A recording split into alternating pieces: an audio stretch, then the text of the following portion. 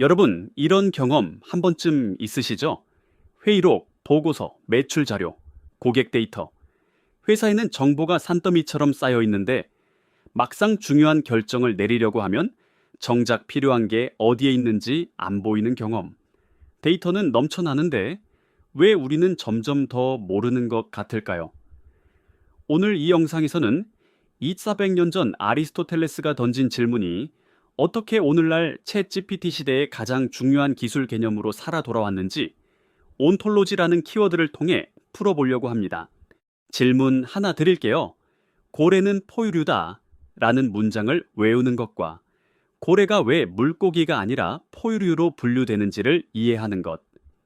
이 둘 같은 알미일까요? 전혀 다른 수준의 알미죠. 후자는 단순히 사실을 외우는 게 아니라 개념을 구분하고 그 개념이 다른 개념과 맺는 관계를 파악하는 능력입니다. 2,400년 전 아리스토텔레스는 바로 이 질문을 던졌습니다. 무엇이 존재하는가?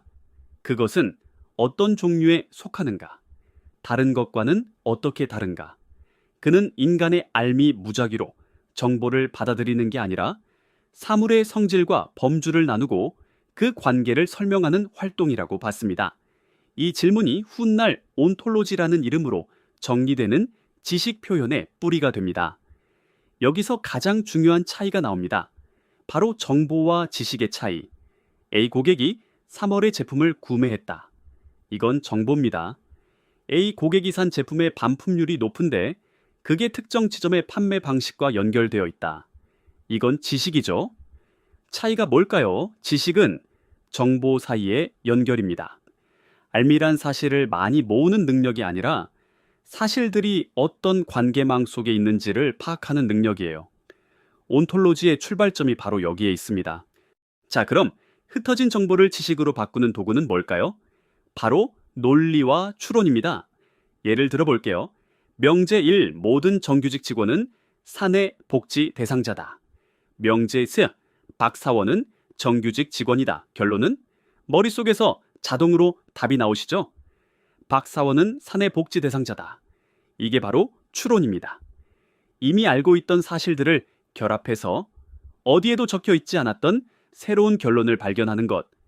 이게 단순한 검색과 결정적으로 다른 점이에요. 검색은 이미 저장된 문장을 찾아옵니다. 추론은 저장되어 있지 않은 결론을 관계를 따라 만들어냅니다. 회사 업무로 옮겨와 볼까요?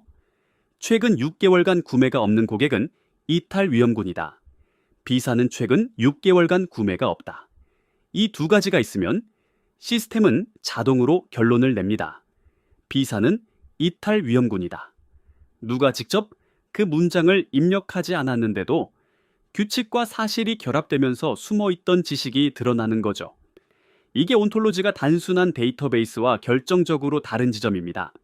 자, 그럼 이런 지식을 컴퓨터에게 어떻게 표현해줘야 할까요? 답은 그래프 구조입니다.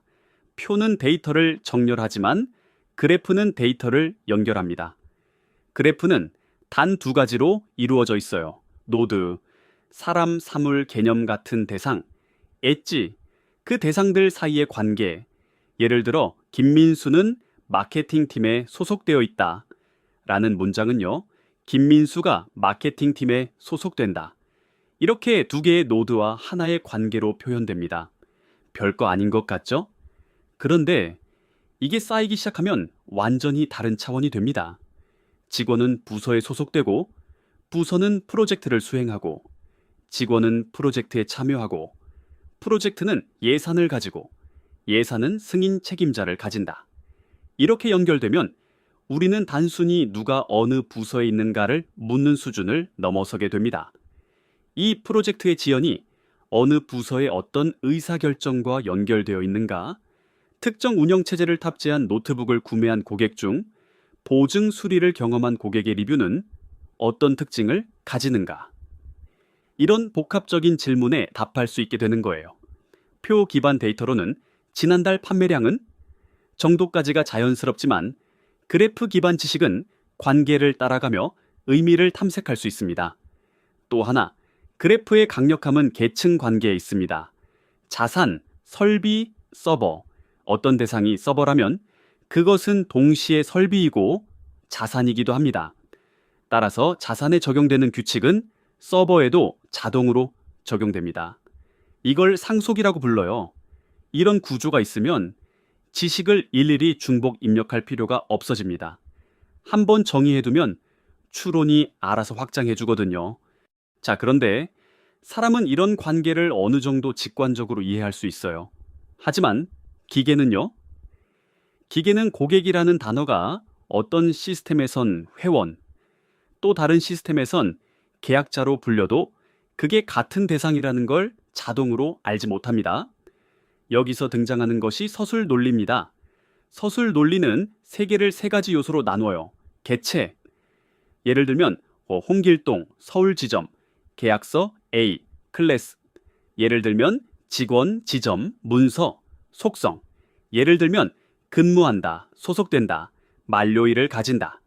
이 세 가지로 세 문장을 표현해 볼게요. 첫째, 홍길동은 직원이다. 둘째, 홍길동은 서울 지점에서 근무한다. 셋째, 서울 지점은 국내 지점이다.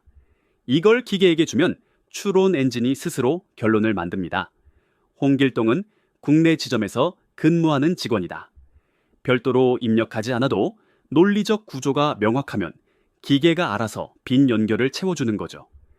게다가 추론 엔진은 모순도 잡아냅니다. 퇴사자는 현재 직원이 될 수 없다.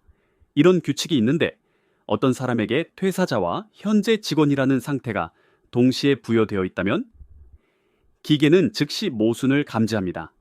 이건 단순한 데이터 오타를 잡는 수준이 아니에요. 업무 의미상 함께 존재할 수 없는 정보 충돌을 발견하는 능력입니다. 이게 컴퓨터가 단순한 저장 장치를 넘어 이해하는 것처럼 작동하기 시작하는 순간이에요. 자, 이제 가장 현실적인 이야기를 해볼게요.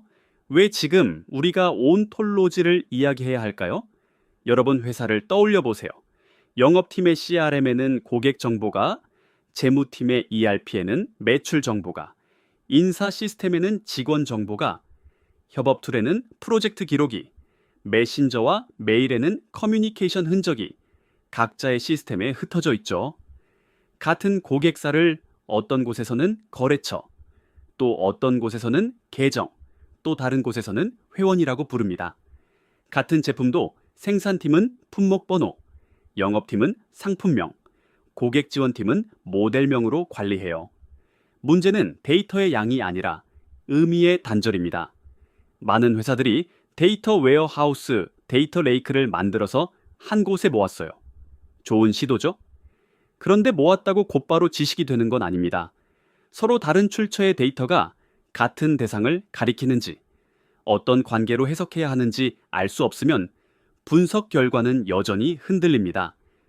온톨로지는 여기서 의미의 공통 지도를 그립니다. 고객, 회원, 계약자가 어떤 경우에 같은 대상이고 어떤 경우에는 다른 대상인지를 정의하고 프리미엄 고객의 기준이 매출액인지, 계약 등급인지, 이용 기간인지를 명시하고 부서마다 다른 언어를 쓰는 조직에 공통 언어를 만들어줍니다. 그리고 더 중요한 가치가 있어요. 판단의 근거를 투명하게 만든다는 것. 요즘 AI가 많은 결정을 도와주죠. 그런데 AI가 어떤 결과를 내놓을 때 그 결과가 어떤 개념과 어떤 규칙에 기반했는지 설명할 수 없다면 조직은 그 결과를 신뢰하기 어렵습니다. 온톨로지는 지식의 구조를 눈에 보이는 형태로 드러냅니다.